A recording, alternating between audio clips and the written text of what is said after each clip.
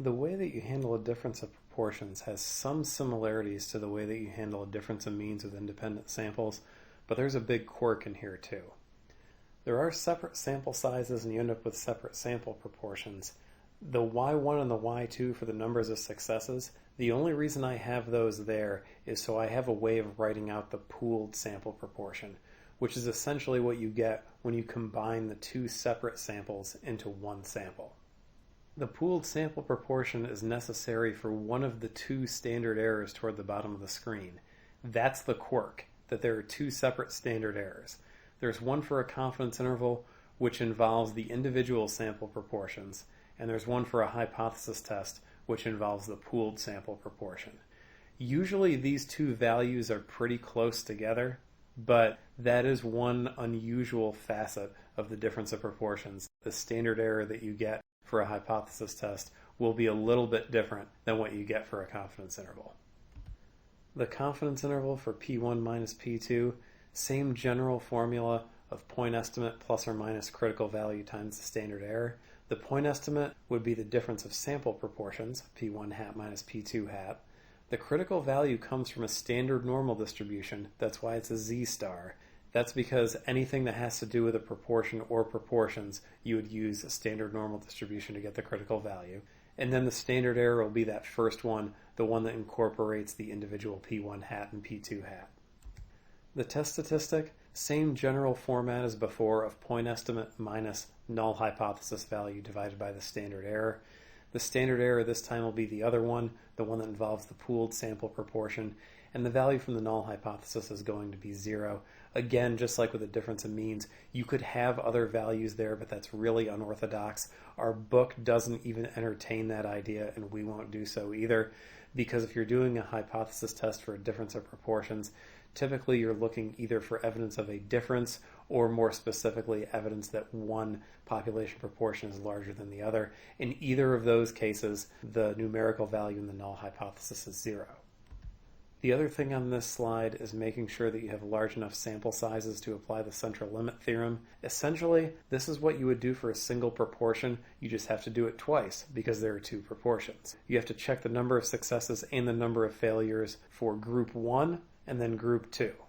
It's the same exact procedure that you would do for a single proportion. You just do it twice. The confidence interval example, we have a brick manufacturer who makes bricks using two different processes. The first thing, making sure we have big enough sample sizes to apply the central limit theorem.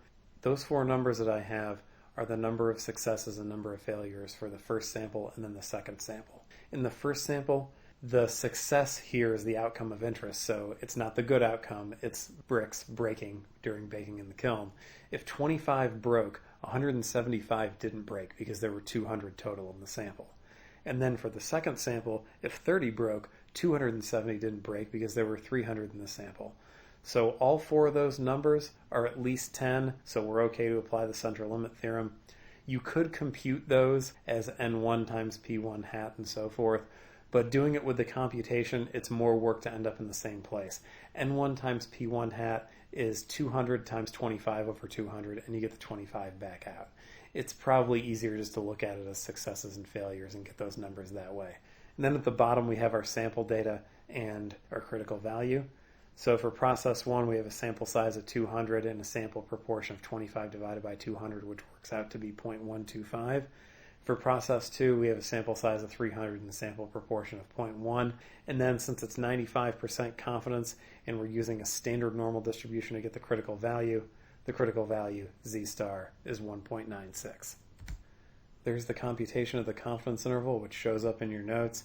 We start off with the formula, sub all the numbers in, simplify, and we eventually end up with the two endpoints. That first simplified version, where I have the 0.0291 visible for the standard error, the reason that I did that was because the hypothesis test example involves the same data. So I wanted to be able to point out how similar the two standard errors are, the one for a confidence interval and the one for the hypothesis test. So that's why that's in there explicitly. But then from there, you'd multiply by the critical value, and then you do the plus or minus to get the endpoints. We wanted to use the confidence interval to see if there's enough evidence to conclude that the breakage rates are different. Well, if the confidence interval represents a range of plausible values, 0 is a plausible value here, since one endpoint is negative and the other one is positive, and 0 would indicate that the two population proportions are the same. So the answer is no, we can't. Since 0 is contained in the confidence interval, we don't have enough evidence to conclude that P1 is different than P2, or, with the context included, to conclude that the kiln breakage rates are different. The hypothesis test example involves the same data. I changed the alpha from 0.05 to 0.1 just so it wouldn't be the exact same problem, but it's going to be pretty similar. The shape is going to be approximately normal, since we can apply the central limit theorem. We already know that because it's the same data that we used for the confidence interval, so n1 times p1 hat, and n2 times p2 hat, and so forth. Those are all big enough. Those are all at least 10. We already know that. The mean of the sampling distribution will be 0, since the null hypothesis is p1 equals p2, or p1 minus p2 equals 0. Here we have to use the standard error that involves the pooled sample proportion because we're doing a hypothesis test. So I got the pooled sample proportion first by itself. Just combining those two samples together, you end up with 55 broken bricks out of 500 total bricks, and that ends up being 0.11 as a decimal. And then simplifying that standard error, that's not very different compared to what we got in the confidence interval. We're getting 0.0286. In the confidence interval, the standard error that involved the individual P1 hat and P2 hat, we got 0.0291. And that's kind of typical. Usually there's not much of a difference between those two standard errors. The test statistic ends up being 0.874, and the p-value would involve doubling the right tail because we had a two-sided alternative. So it'll be twice the probability of getting a difference in sample proportions of at least 0.025, or twice the probability of getting a test statistic of at least 0.874. I suppose if you used the reverse order of subtraction, then you'd be doubling the left tail. But the way we had it set up, we're doubling a right tail. So in StatKey, I used the standard normal distribution, so then I could use the test statistic as the cutoff. I've got two tails selected in the upper left, and then I specified the bound on the right tail of 0.874. And we end up with a p-value of 0.382, either from doubling the right tail or from adding the two tails together. That's a pretty big p-value. Certainly it's bigger than the significance level of 0.1, so we don't have enough evidence to reject the null, or the null should not be rejected the way that it's phrased there.